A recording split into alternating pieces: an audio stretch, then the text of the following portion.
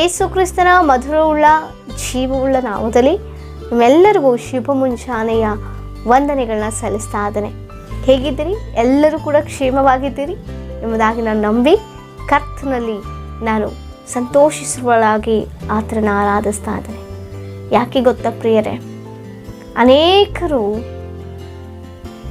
ಈ ಲೋಕದಲ್ಲಿ ತಮ್ಮ ಯಾತ್ರೆಯನ್ನು ಮುಗಿಸ್ಬಿಟ್ಟಿದ್ದಾರೆ. ನಾವು ಈ ದಿನ ಉಸಿರಾಡ್ತಾ ಇದ್ದೇವೆ, ಮುಂಚಾನೆ ನೋಡ್ತಾ ಇದ್ದೇವೆ ಅಂದರೆ ಅದು ದೇವಾದಿ ದೇವರಿಗೆ ಮಾತ್ರವೇ ಮಹಿಮೆ, ನಮ್ಮದು ಏನೇನೂ ಅಲ್ಲ. ಆಮೇನ್, ಹಾಲೆಲೂಯಾ. ದೇವರಿಗೆ ಮಾತ್ರವೇ ಮಹಿಮೆ. ನಮ್ಮನ್ನು ಬದುಕುಳಿಸಿದ್ದಕ್ಕಾಗಿ, ನಮಗೆ ಆರೋಗ್ಯ ಕೊಟ್ಟಿದ್ದಕ್ಕಾಗಿ, ನಮಗೆ ಶಕ್ತಿ ಕೊಟ್ಟಿದ್ದಕ್ಕಾಗಿ, ಮುಂಚಾನೆ ಸಂತೋಷದಿಂದ ಆತನ ವಾಕ್ಯವನ್ನು ಕೇಳ್ತಾ ಇದ್ದೇವೆ ಅಂದರೆ ಉನ್ನತವಾದಂಥ ಆತನ ಕೃಪೆ. ಹಾಲೆಲೂಯಾ. ದೇವರಿಗೆ ಸ್ತೋತ್ರ ಉಂಟಾಗಲಿ. ಹಾಗಿದ್ರೆ ದೇವರು ನಮ್ಮೆಲ್ಲರನ್ನ ಪ್ರೀತಿಸಿ ತನ್ನ ವಾಕ್ಯದ ಮೂಲಕ ನಮ್ಮನ್ನು ಈ ದಿನ ಪ್ರಾರಂಭಿಸಲಿಕ್ಕೆ ದೇವತೆ ಕೃಪೆ ಮಾಡಿಕೊಟ್ಟಿರುವಾಗ ಈ ದಿನದ ವಾಗ್ದಾನವನ್ನು ನಾವು ಧ್ಯಾನಿಸೋಣ.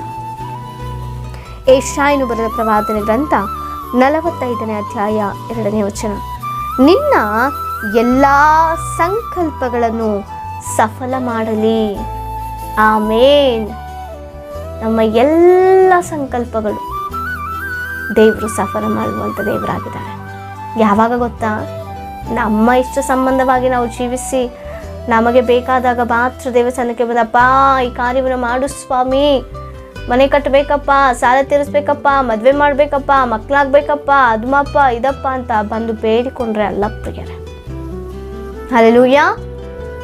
ನಾವು ಯಾವಾಗ ದೇವರ ಕಾರ್ಯಗಳನ್ನ ಮಾಡಲಿಕ್ಕೆ ಆಸಕ್ತಿ ಉಳ್ಳವರಾಗಿ, ಇಷ್ಟಪೂರ್ವಕವಾಗಿ, ಹೃದಯಪೂರ್ವಕವಾಗಿ, ಸಂತೋಷವಾಗಿ, ಉಲ್ಲಾಸವಾಗಿ ನಾವು ಮನಸಾರ ದೇವರ ಕಾರ್ಯಗಳನ್ನ ಮಾಡ್ತೇವೋ ಆಗ ನಮ್ಮ ಜೀವನದಲ್ಲಿ ನಾವೇನೆಲ್ಲ ದೇವರ ಚಿತ್ತಕ್ಕೆ ಒಪ್ಪಿಸಿಕೊಟ್ಟು, ಅಪ್ಪ ಈ ಆಲೋಚನೆ ನನಗಿದೆ, ಅಪ್ಪ ಈ ಸಂಕಲ್ಪದಲ್ಲಿ ನಾನಿದ್ದೀನಿ, ಅದನ್ನು ನೆರವೇರಿಸಪ್ಪ, ಅದನ್ನು ಸಫಲಪಡಿಸು ಸ್ವಾಮಿ ಎಂಬುದಾಗಿ ದೇವರ ಸಮ್ಮುಖದಲ್ಲಿ ನಾವು ಬೇಡುವಾಗ ದೇವರು ಕಾರ್ಯವನ್ನು ಮಾಡ್ತಾನೆ. ಕೆಲವೊಂದು ಸಂದರ್ಭದಲ್ಲಿ ಏನಾಗುತ್ತೆ ಗೊತ್ತಾ?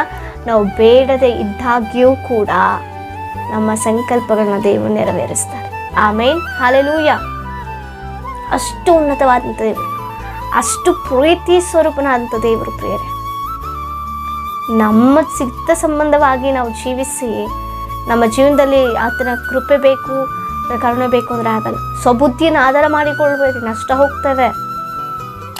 ದೇವರ ಆಲೋಚನೆ ಮೇರೆಗೆ, ದೇವರ ಚಿತ್ತದ ಮೇರೆಗೆ, ದೇವರು ಹೇಳಿದ ವಾಕ್ಯಾನುಸಾರವಾದ ಜೀವಿತ ಉಳ್ಳವರಾಗಿ, ಆತನನ್ನು ಮೆಚ್ಚಿಸುವಂಥವರಾಗಿ, ಆತನ ಕಾರ್ಯಗಳನ್ನು ಮಾಡಲಿಕ್ಕೆ ಆಸಕ್ತಿ ಉಳ್ಳವರಾಗಿ, ಹಂಬಲಿಸುವವರಾಗಿ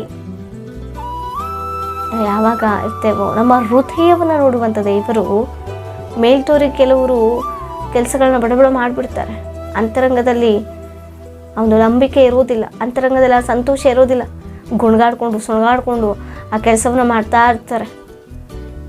ಸಭೆಯಲ್ಲಿ ಕೆಲಸಗಳನ್ನ ಮಾಡ್ತಾರೆ, ನಾನೇ ಮಾಡಬೇಕಾ, ಬೇರೆಯವ್ರು ಯಾರೂ ಸಿಕ್ಕಿಲ್ವಾ, ಯಾವಾಗಲೂ ನಾನೇ ಮಾಡಬೇಕು ಅಂತ ಹೇಳಿ ಗುಣಗ್ತಾ ಇರ್ತಾರೆ. ಪ್ರಿಯರೇ, ದೇವರ ಕೆಲಸ ನಮ್ಮನ್ನು ಆಶೀರ್ವಾದಕರವಾಗಿ ಮಾರ್ಪಡಿಸುತ್ತದೆ ನಮ್ಮ ಜೀವನ.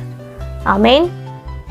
ನಿನ್ನ ಸಂಕಲ್ಪಗಳು ಏನೇ ಇರ್ಬೋದು, ಈ ನೂತನ ವರ್ಷದ ಅನೇಕ ಸಂಕಲ್ಪಗಳನ್ನ ನೀನು ಇಟ್ಕೊಂಡಿರ್ಬೋದು. ಹೀಗೆ ಓದಬೇಕು, ಹೀಗೆ ಜಾಬ್ ಪಡಿಬೇಕು, ಇಂಥವನ್ನ ಮದುವೆ ಆಗಬೇಕು, ಹೀಗೆ ಹಾಗೆ ಎಂಬುದಾಗಿ ಅನೇಕ ಆಲೋಚನೆಗಳು. ನನ್ನ ಕುಟುಂಬ ರಕ್ಷಿಸಲ್ಪಡಬೇಕು, ನಾನು ರಕ್ಷಣೆಗೆ ಪರಿಪೂರ್ಣವಾಗಿರಬೇಕು, ದೇವರ ಸೇವೆ ಮಾಡಬೇಕೆಂಬುದಾಗಿ ಅನೇಕ ಸಂಕಲ್ಪಗಳು ನಿನ್ನಲ್ಲಿದೆಯಾ? ಆದರೆ ದೇವರ ಚಿತ್ತಕ್ಕನುಗುಣವಾಗಿ ನಾವು ಪ್ರಾರ್ಥಿಸೋದಾದರೆ ಮಾತ್ರ ನಮ್ಮ ಆಲೋಚನೆಗಳನ್ನ ದೇವರು ಕಾದುಕೊಳ್ತಾರೆ. ಹಲ್ಲೆಲೂಯಾ. ಆತನು ನಮ್ಮ ಆಲೋಚನೆಗಳನ್ನ ಕಾದುಕೊಂಡು, ನಮ್ಮ ಚಿಂತ ಭಾರವನ್ನು ಆತನು ಹೊತ್ತುಕೊಂಡು ನಮಗಾಗಿ ಚಿಂತಿಸುತ್ತಾ, ನಮಗೆ ಏನು ಬೇಕು, ಏನು ಬೇಡ, ಯಾವ ಸಮಯದಲ್ಲಿ ಕೊಡಬೇಕು, ಯಾವ ಸಮಯದಲ್ಲಿ ಕೊಡಬಾರ್ದು, ಎಂತಹದ್ದು ಕೊಡಬೇಕು, ಎಂತಹದ್ದು ಕೊಡಬಾರ್ದು, ಇದೆಲ್ಲವನ್ನು ಜಗದುತ್ಪತ್ತಿಗೆ ಮುಂಚೆಯೇ ದೇವರು ನಿರ್ಣಯಿಸಿ ನಮ್ಮ ಸಂಕಲ್ಪಗಳನ್ನ ಈಡೇರಿಸ್ತಾರೆ. ನಮ್ಮ ಇಷ್ಟಾರ್ಥವನ್ನು ದೇವರು ಈಡೇರಿಸ್ತಾರೆ ಯಾವಾಗ? ಆತನ ಚಿತ್ತಕ್ಕೆ ಒಪ್ಪಿಸಿಕೊಟ್ಟು ಪ್ರಾರ್ಥನೆ ಮಾಡುವಾಗ. ಮರಣದ ಹಾಸಿಗೆಯಲ್ಲಿದ್ದೀವ, ವೇದನೆ ಪಡ್ತಾ ಇದ್ದೀವ, ಆತನ ಚಿತ್ತಕ್ಕೆ ಒಪ್ಪಿಸಿಕೊಟ್ಟು ಪ್ರಾರ್ಥಿಸುವಾಗ, ನನ್ನ ಗುಣ ಹೊಂದಬೇಕಪ್ಪ, ನಾನು ಸಾಕ್ಷಿಯಾಗಿ ನಿಲ್ಲಬೇಕು ಸ್ವಾಮಿ, ನಿನ್ನ ಮಗಳಾಗಿ ಅನೇಕರಿಗೆ ಅಪ್ಪ ಮಗಳಾಗಿ ಸಾಕ್ಷಿಯಾಗಿ ಅಪ್ಪ ಬೆಳಕಾಗಿರ್ಬೇಕು ಅನ್ನೋದಾಗಿ ಆಸೆ ಆಕಾಂಕ್ಷೆ ಇರುತ್ತೆ. ಅದಕ್ಕೆ ತಕ್ಕ ರೀತಿಯಲ್ಲಿ ನಾವು ಜೀವಿಸ್ಬೇಕು. ಆಮೇನ್.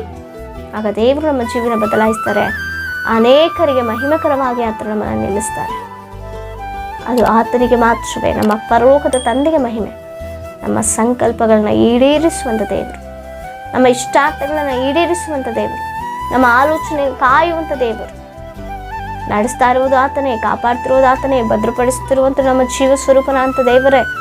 ಸುರಕ್ಷಿತವಾಗಿ ನಡೆಸ್ತಿರುವುದು ಆತನೇ, ಪೋಷಿಸುತ್ತಿರುವುದು ಆತನೇ, ಬಲಪಡಿಸುತ್ತಿರುವಂಥದ್ದು ಆತನೇ, ಕುಗ್ಗಿದಾಗ ಮೇಲೆ ಬೀಸುತ್ತಿರುವಂಥದ್ದು ಆತನೇ, ಕಣ್ಣೀರಿನಲ್ಲಿ ತಾಯಿಯಂತೆ ಸಂತೈಸುತ್ತಿರುವಂಥ ನನ್ನ ಜೀವ ಸ್ವರೂಪನ ಅಂತ ದೇವರೇ. ಕಷ್ಟದಲ್ಲಿ ತಂದೆಯಿಂದ ನಮ್ಮನ್ನು ಹುಟ್ಟಿಕೊಂಡು ನಮ್ಮ ಪರಿಸ್ಥಿತಿಗಳನ್ನೆಲ್ಲ ಬದಲಾಯಿಸಿ ನಾನು ಇದ್ದೇನೆ ಎಂಬುದಾಗಿ ಭರವಸೆ ಕೊಡ್ತಾ ಇರುವಂಥ ನನ್ನ ಜೀವ ಸ್ವರೂಪನ ಅಂತ ದೇವರೇ. ನಮಗೆಲ್ಲವನ್ನು ನೋಡಿಕೊಳ್ಳುವಂಥದ್ದು ಆತನೇ.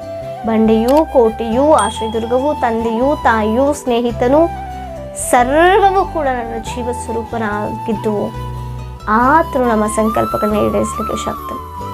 ನೀನು ಆತನನ್ನು ಎಷ್ಟು ಅಪಾರವಾಗಿ ನಂಬ್ತಾ ಇದೆಯೋ